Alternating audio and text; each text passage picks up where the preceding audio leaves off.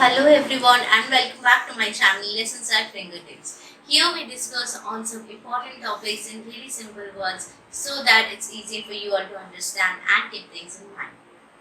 Today our topic of discussion is going to be the demand for money.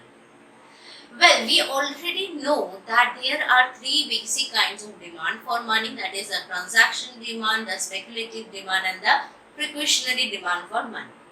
Now what we are going to discuss in this video is the demand for money in terms of two different schools of thought, that is the classical thought and the Keynesian thought.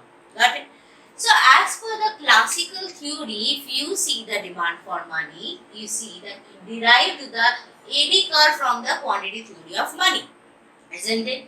Now what is the quantity theory of money? The quantity theory of money states that the money supply and the price level in an economy are in direct proportion. What things? The money supply and the price level. More is the money supply in the economy, higher will be the price level. Simply the inflation kind of thing. Got it? So this is the quantity theory and to one another. It is directly proportional to one another. When there is a change in the supply of money, there is a proportional change in the price level and vice versa. Got it? So this is the quantity theory of money, and the aggregate demand is derived from the quantity theory of money itself. Got it? In case of the classical theory. And we can establish this, we can show the quantity theory of money by the Fisher equation. What is the Fisher equation? That is M into V is equals to P into T. Got it? What is M? M is nothing but the money supply in the market. M into V. What is V? V is the velocity of money. How many times the money is, going iske haath se uske haath, like this, it's transferring. So that is the velocity of the money. P into T is equals to what? P into T. What is P? It is the price level that is prevailing in the market and the volume of transactions. Got it? That is T. Now from here you can understand, we have said what? M is directly proportional to T, isn't it? They are directly related. ज़्यादा money supply होगा तो price level बढ़ेगा, vice versa.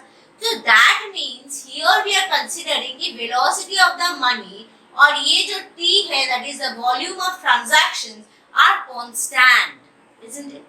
Now अभी अगर इसको criticize करना हो, the quantity theory of money, if you want to criticize, how will you criticize? You are going to criticize it in terms of this, that the velocity of money cannot be held constant, always. Because that will keep on changing with time. Jaise money supply will increase, the velocity of money will also increase. Got it? So, but you see, Keynesian school of thoughts ka, if we are seeing, so what they are telling, but Keynesian school of thought objects the theory, stating the theory fails in the short run. Why? When the prices are sticky. In my earlier video, I have already said you that in oligopolistic market, the prices are sticky. There is this kinked demand curve, isn't it? So similarly, here also the Keynesian school of thoughts, they say that this thing that the money supply and the price are directly proportional. So that means what? The price is also increasing and the money supply is increasing. So but here what we are saying, that in short run में prices remain sticky because the firms will be following each other, isn't it? The firms will be following each other.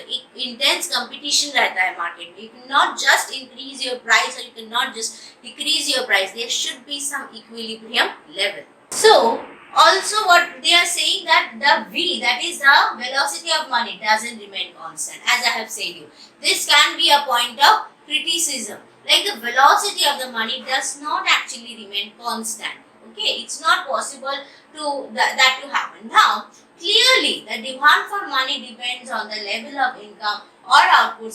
Now, in terms of, if we are going again to the Keynesian thought, what they are saying, the demand for money depends on the level of income or output. Since the quantity theory of money considers only the transaction motive, Now, what is happening in case of the quantity theory of money? If we are trying to derive the demand for money from the quantity theory of money, we can say that the demand for money will depend on what? Depends only on the level of income. Why? Because quantity theory of money takes into consideration the transaction demand, transaction motive, right? The demand for money done for transaction motive. What is transaction motive? जो हम लोग normally day-to-day transactions में we are we are spending. Got it? So that is a transaction motive. तो अभी उसी transaction motive के लिए whatever how much money will be needed? What will be your demand? जितना income होगा उतना ज़्यादा demand होगा, isn't it? उतना ही हम खर्चा करेंगे. I cannot just spend more than my income, isn't it? So that is the thing. Now, on this, what Keynesian school of thought says that the Keynesian theory, the central pillar is liquidity trap. So Keynesian क्या लेगा? They will take the speculative demand for money. So here we see that the classical theory for demand for money, they are taking into consideration what? The transaction motive. What is the Keynesian school of thought taking? They are taking the liquidity trap and the speculative motive. You see. Now, when we are drawing this diagram, you see, this is the IS curve, right? And this is the LM curve. Okay? This is LM naught and LM1. LM curve shift कर रहा है.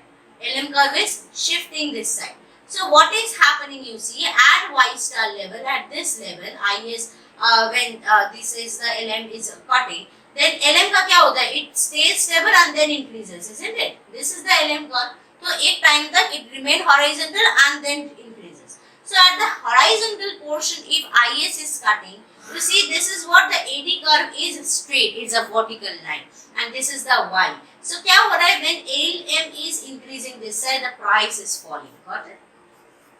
Now, when economy is in liquidity trap, it's a Keynesian concept states that there exists no solution in the classical concept as A is vertical and AD is vertical for Keynesian.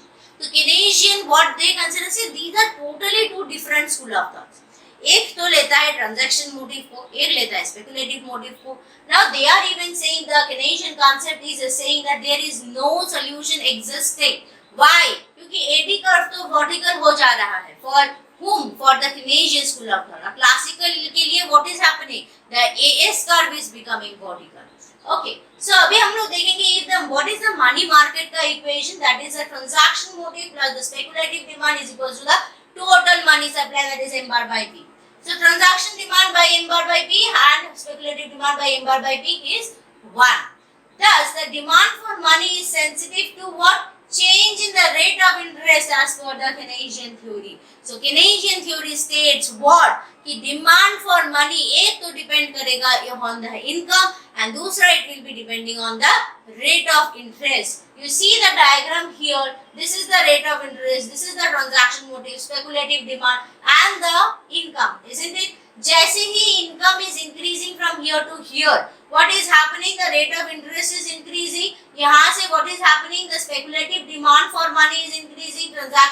It's falling. The transaction motive is here increasing. And you see, this is how it is related. Got it? This is how it is related. तो क्या हो रहा है कि the demand for money is sensitive to what? The rate of interest. ठीक है? जितना ज़्यादा rate of interest होएगा, like the more interest you need to pay, on basis of that the speculative demand and the transaction demand you can see. Got it? दोनों में you will be getting different effects. Not the same for the speculative motive as well as the transaction motive. है ना? So this was the demand for money. What we discussed in this topic is the demand for money. We have linked that with the two different school of thought, the Keynesian theory and the classical theory. Okay, and how both the two different school of thought approaches to the same point of the demand for money, like what actually determines the demand for money. Got it? So I hope you guys have liked this video. Please do hit like and subscribe to my channel.